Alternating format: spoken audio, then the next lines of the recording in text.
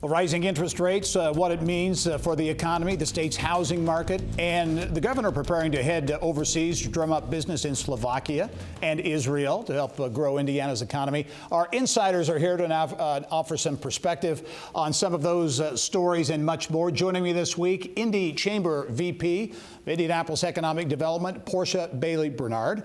Also, IndyPolitics.org publisher Abdul-Hakim Shabazz and VOX Global Managing Director Mike Marker. And welcome one and all to the Insiders. And Portia, you're a first-timer. We'll give you a special welcome as well. And I'll give you the first question. Okay. I'll throw it out to you. So what happens when we're back in studio? That's right. Yeah, you know, that's great. And it is great to have everybody back in studio. But the economy, I mean, everyone wondering what 2022 will bring, rising interest rates to be sure.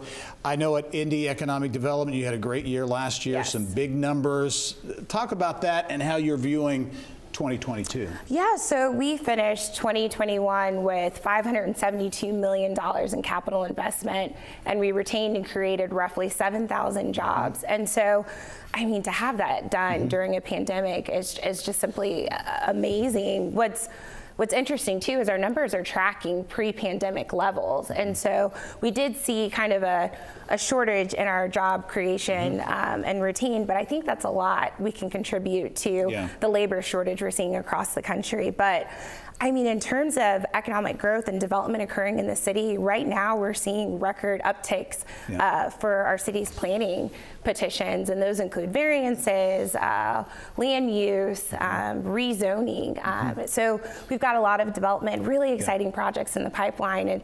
I'm optimistic about our future moving forward. Okay, positive outlook, pipeline looking good. Mike, as you look at the rising interest rates, the supply chain, we saw Toyota this week announce they're going to have to shut down for 5 days because of supply chain issues. Does that threaten that optimistic outlook? I think a little bit. I mean, there's certainly still headwinds that we face. I mean, Chairman Powell said he's increasing rates, did it, showed a commitment to doing it more. That seemed to have calmed a fair amount of nerves.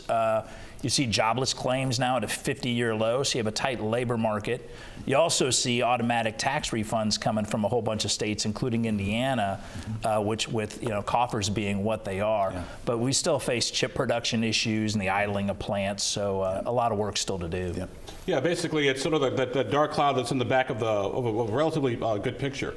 For example, I think it's interesting that the Fed's raising interest rates, because interest rates have been so low for so long that people have forgotten what it's like to have like a 5% interest rate. Like, what in the world is that? That sort of thing. So no, that also the fact, like I said, the job numbers are good. We still have a major labor shortage. I mean, we have 2.9% unemployment in Indiana. That means a normal unemployment is supposed to be like 5%, which means unemployment is actually a little bit on the too low side. But once again, it's a matter of just balancing all these, like I said, the good news, but also keeping track of our economic challenges. What's your take on global interest? I think there's a lot in Indiana. The governor heading, I think, in the week ahead to Slovakia and Israel. I think the lieutenant governor has been in Israel here this past week. Indiana still attractive for that global I think so. As people are looking for places to invest, Indiana has a low tax structure, very low government regulation. We got some kind of silly things going on at the legislature every once in a while, but if you can get past that, we're actually in pretty good shape. I've actually been to Czechoslovakia like back in 1988, which was kind of frightening during the Russian Revolution. Right. So it's a place that's ripe for economic development, ripe for look for places to do business. Because if you think about it, Indiana does a lot of business in Germany, done business in Japan. So now it's time to go to Central Europe and also to the Middle East. Yeah. What I think has been interesting, and Portia, you talk about impressive numbers during the pandemic, to see these big projects like Electric Works in Fort Wayne. Bottleworks here in Indianapolis, rolling. I mean, they're happening. Bottleworks announced this week phase 2 is going to happen. What does that do for economic development efforts to grow the economy? Oh, it does so much. Bottleworks is the type of a project that draws talent, which we want here in Indianapolis. And when I'm pitching companies to come to our community,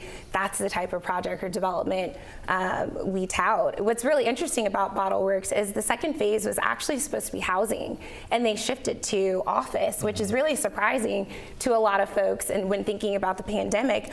But in my conversations with developers, a lot of them have told us they've seen a demand for office space in those type of multi-district neighborhoods, which makes so much sense because if you think about it, for the last 2 years, employees have been in the luxury of their own home.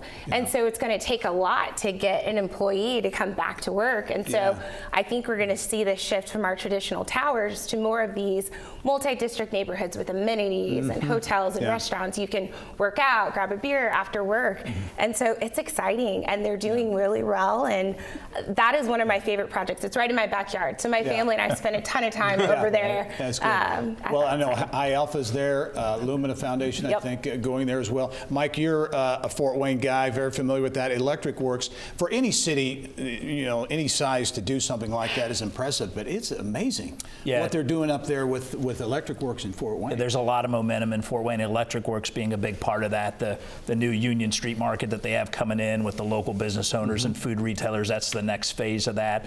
And I just kind of add on to, what the governor's doing going overseas, what's going on in different regions, including Indianapolis with economic development leaders.